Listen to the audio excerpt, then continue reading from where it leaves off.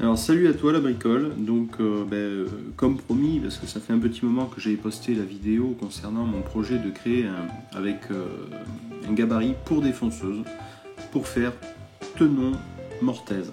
Et tenon mortaise de façon simple, parce que c'est vrai que souvent on prend une équerre, ciseaux à bois, enfin bon c'est un peu embêtant. Donc le but était en fait de créer un système sur deux points pivots, et donc d'avoir toujours un centrage. Donc je te fais une petite démo de ce que j'ai pu faire sur la base des plans que j'avais postés précédemment. Donc avec un guide vertical, une butée et un système en fait de mise à l'axe avec un serrage. Alors tu peux utiliser soit la petite rainure qui est optionnelle, soit serrer directement le gabarit. Alors bien sûr, tout est étudié pour que ce soit une mèche de 8 et une bague de 30. Donc à partir de là, ce sont les deux seuls outils qui seront systématiques pour ce gabarit.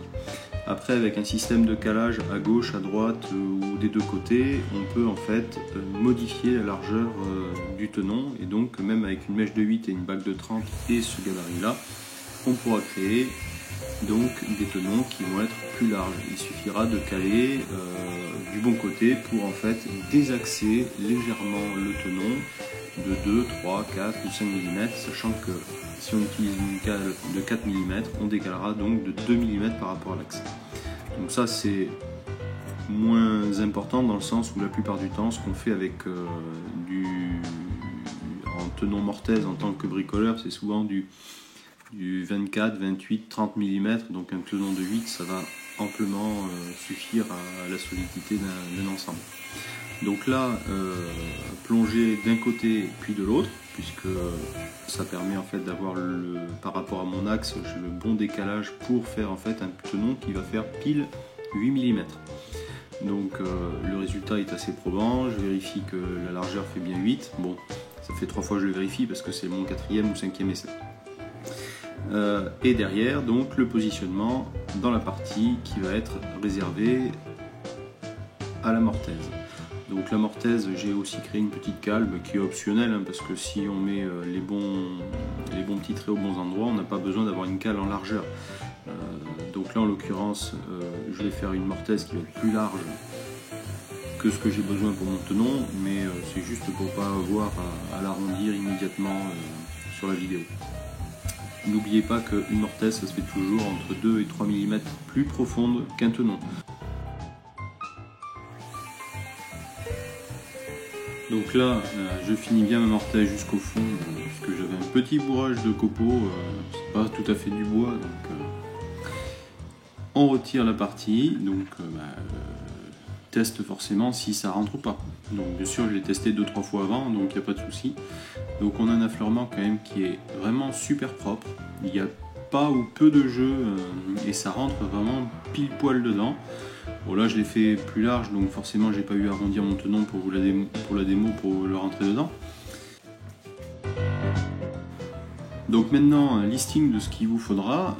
Il vous faut un gabarit, alors qu'il soit modulable ou qu'il soit fixe, avec au moins 2 bagues de copiage, en l'occurrence la 30 et la 40 pour la démo qui vous est faite, des fraises, du panneau de bois, du plexi c'est optionnel parce que si vous voulez vous pouvez faire avec du panneau, et tout ce qui va être vis divers. Bon là je vais être un petit peu directif, mais donc pour arriver au résultat optimal, il faut surtout que tout soit axé. Donc vous allez prendre votre gabarit avec, si vous suivez l'exemple, une bague de 40, il va falloir le positionner donc sur l'axe que vous aurez choisi sur le panneau, à savoir à peu près 12 cm à gauche, 12 cm à droite, et à partir du moment où vous aurez serré votre gabarit avec le passage de 40 au milieu, surtout il ne faut plus rien toucher tant que la face on va dire vraiment qui sert de butée n'est pas terminée.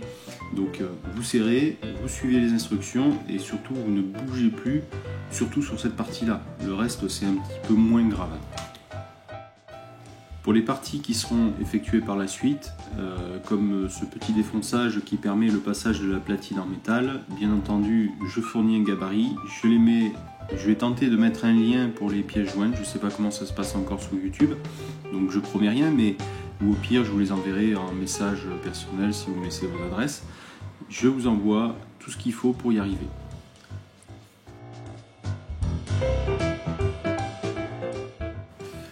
vous laisse observer quelques instants encore le gabarit et après donc le tuto va commencer. Alors la partie de la platine dessous, on voit que c'est vraiment sur mes panneaux que ça pose et donc du coup il y a peu de jeu. Donc maintenant le tuto, je ne dis absolument rien tout le long. Vous avez le diamètre de la bague, le diamètre de la fraise et la profondeur qu'il faut atteindre pour que ça fonctionne. Suivez les instructions, s'il y a la moindre question, bien sûr, je suis là pour répondre. Bon tuto.